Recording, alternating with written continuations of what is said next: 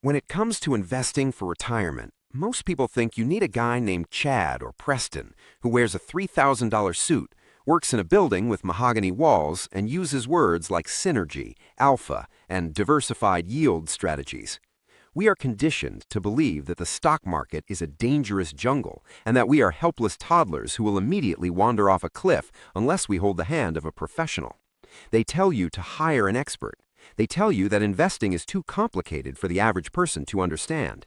They sit you down in a leather chair, offer you a premium espresso, and slide a 50-page contract across the desk that is written in font size 4. They tell you, don't worry about the details. We will take care of everything for a small, tiny, insignificant fee. And usually, following this advice results in the exact same outcome. You retire with a portfolio that is half the size it should be, while Chad retires on a yacht that you paid for. The pain of investment fees is that they are invisible. You never see a bill. You never write a check. The money just quietly disappears from your account in the middle of the night every single night for 40 years. It feels like a victimless crime because you still made some money, so you think you won. But in reality, you were robbed in broad daylight. But if you want to keep the wealth you actually earned, instead of donating it to a bank's bonus pool, it is actually easy. You don't need a financial advisor, and you definitely don't need to pay for Chad's third vacation home. You just need to understand the most dangerous number in finance. You just need the 1% rule. So, why is such a tiny number so catastrophic? The logic behind the 1% rule is best explained by looking at a cookie. Imagine your retirement savings is a jar of cookies sitting on the kitchen counter. Every year, the market, hopefully, adds more cookies to the jar. That is compound interest. It is delicious. But living in your house is a fee monster. He is a small, quiet creature. He tells you, I'm going to guard your cookies. All I ask in return is 1% of the cookies in the jar each year. You think, wow, what a deal. 1% is nothing. I keep 99%. But here's the math. The fee monster doesn't just take 1% of the new cookies.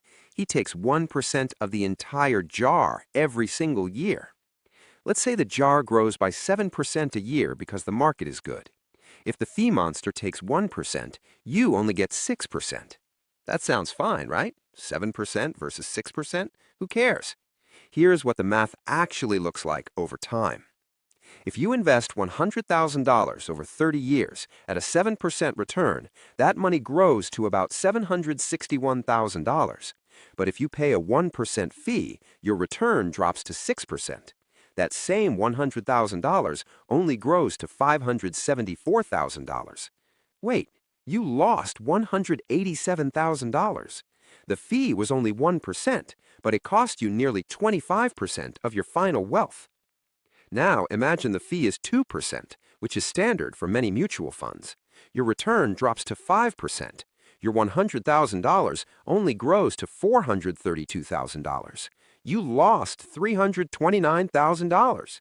The fee monster didn't just take a few crumbs. He ate almost half the jar. The aha moment comes when you realize that fees work like reverse compound interest. Just as your money compounds exponentially to make you rich, fees compound exponentially to make the bank rich. The 1% rule states that if your total investment costs exceed 1%, you are voluntarily lighting your future on fire. Now that we understand the robbery, how do we stop it? Step 1 is the easy first step, the expense ratio audit. You need to log into your brokerage account or look at that 401k statement you usually throw in the trash and find the magic words, expense ratio. This is the annual fee charged by the fund itself. Here is a joke for you. Humans are the only species that will spend 20 minutes reading the nutritional label on a $2 candy bar to make sure it doesn't have too much sugar, but will sign away their life savings into a fund without ever looking at the price tag. We assume that if a fund is expensive, it must be better. We treat stocks like we treat luxury handbags. But in investing, you get what you don't pay for. If you own a target date fund or an actively managed mutual fund, your expense ratio might be 0.75%, 1%, or even 1.5%. If you own a simple S&P 500 index fund, the expense ratio is usually 0.03%. 0.03% versus 1.00%. That is a 33x difference in price for a product that is often better. You need to identify every fund you own that has an expense ratio over 0.5% and put it on a list of funds to kill. Step 2 is the secret step most people miss, the AUM trap. This is where the financial advisors get you. AUM stands for Assets Under Management. This is the fee the advisor charges just to talk to you. This is on top of the expense ratio of the funds they put you in. Usually, a financial advisor charges a standard 1% AUM fee. So, you pay 1% to Chad the advisor, and then Chad puts you in a mutual fund that costs another 1%. Your total fees are now 2%. Remember the math from earlier? At 2% fees over 30 years, you lose nearly half of your potential wealth. You are taking 100% of the risk. You are putting up 100% of the capital, but the advisor is taking 50% of the profit. That is not a partnership. That is a scam. The secret step is to fire the advisor if they charge a percentage AUM. There are fee-only advisors who charge a flat hourly rate to look at your plan. Pay them for their time once, not a percentage of your soul forever. Here, step 3 is the maintenance step, the Boglehead switch. This is named after Jack Bogle, the founder of Vanguard and the patron saint of cheap investing. The maintenance step is simple. You move your money into low-cost index funds. Instead of the Growth Alpha Dynamic Plus fund that costs 1.2%, you buy the Total Stock Market Index fund that costs 0.04%. You are buying the entire haystack instead of paying an expert to find the needle. And the irony? The haystack usually wins.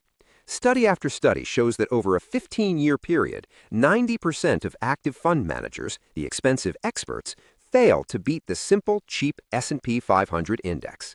You are paying premium prices for discount performance. The maintenance is simply checking once a year to make sure your fees haven't crept up. Now, we have to do the reality check. I can hear the defensive comments from people who love their financial advisors right now. You might be thinking, but John, my advisor's a nice guy. He sends me a birthday card every year. He buys me lunch. I can't just fire him. He helps me stay calm when the market drops. This is the most common obstacle, and it is a logical fallacy known as the sunk cost of friendship. The rebuttal is simple. That birthday card he sent you? That card cost you $40,000 in lost compound interest this year. That is the most expensive piece of cardstock in human history. That lunch he bought you?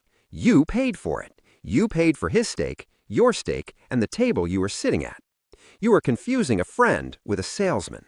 A friend helps you move a couch for free. A salesman charges you 1% of your net worth to tell you to stay the course. If you need someone to help you stay calm, hire a therapist. It is cheaper. If you need someone to explain taxes, hire a CPA. It is cheaper. Paying a percentage of your assets for hand-holding is the most inefficient way to manage anxiety. Another excuse is, but I'm not good at math. I'll make a mistake. The industry wants you to believe that. They want you to think investing is like performing open-heart surgery. It isn't. It is like grocery shopping. You buy the eggs, you buy the bread, you go home.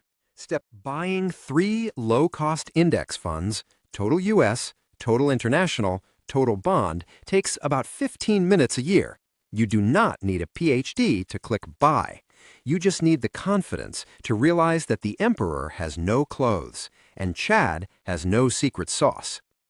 The 1% rule is your shield against the financial industry's marketing machine. They have billions of dollars in ad budgets designed to make you feel inadequate.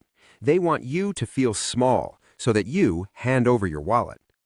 When you draw the line at 1%, or ideally much lower, you are reclaiming your power. You are ensuring that the miracle of compound interest works for you, not for the bank. Every dollar you save in fees is a dollar that stays in your jar, compounding, doubling, and growing into the safety net you deserve. So, to summarize, check the expense ratios of your funds, refuse to pay assets under management fees to advisors who underperform the market, and switch to low-cost index funds to keep the fee monster from eating half your cookie. Anyway, I'm collecting donations in the form of subscribes to fund the next video. Buying